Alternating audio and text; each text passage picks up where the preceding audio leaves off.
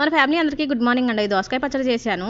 మన ఇంట్లో ఎవరైనా సరే పచ్చళ్ళు చేసామని మనం అంటే పచ్చడేనా అని నీరసంగా మాట్లాడతారు. అన్నం తినేటప్పుడు మాత్రం ఒక ముద్ద ఎక్కువే తింటారు ఈ పచ్చడితో. అవునా కాదా? ఏ పచ్చళ్ళు అయినా సరే. ఇక దోసకాయ పచ్చడి చేశాను. ఎలా చేశానంటే ముందు పచ్చిమిరపకాయలని ఆయిల్లో మగ్గించాను. ఆ తర్వాత ఒక 2 స్పూన్లు పల్లీలు వేయించాను.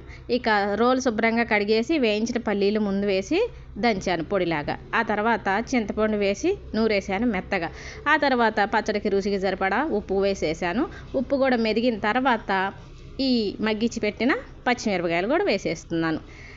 వెల్లుల్లి రెబ్బలు ఒక 10, కొద్దిగా పసుపు కూడా వేసేసానండి. పచ్చళ్ళు నేను రోట్లో నూరుతుంటే రోట్లో నూరే పచ్చడి బాగుంటుందమ్మా అని చాలామంది కామెంట్లు పెడుతున్నారు.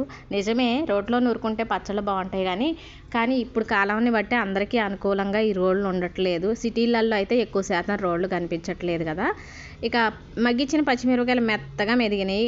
ఇక దోసకాయ ముక్కలు వేసాను. దోసకాయ ముక్కలు అయితే ఈ పచ్చడికి సన్నగా తరుక్కుంటే బాగుంటాయండి. అన్నం తినేటప్పుడు చక్కగా ప్రతి ఒక్క ముక్క పంటికి తగులుతూ బాగుంటుంది. కొద్దిగా మెంతి పసుపు కూడా వేసి పచ్చడిని ఇలా నూరుకుంటున్నాను. దోసకాయ ముక్కలే మెత్తగా మెదిగే పని లేదు. ఏదో పచ్చడి అంతా కలిసేలా ఇలా రుబ్బుకుంటే సరిపోతుంది.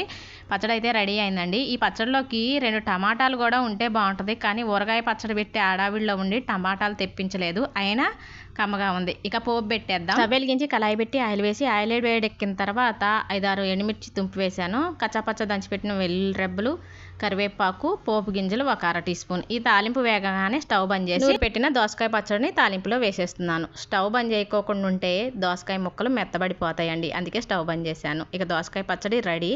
వీడియో నచ్చినట్టయితేనే లైక్ కొట్టండి అబ్బా.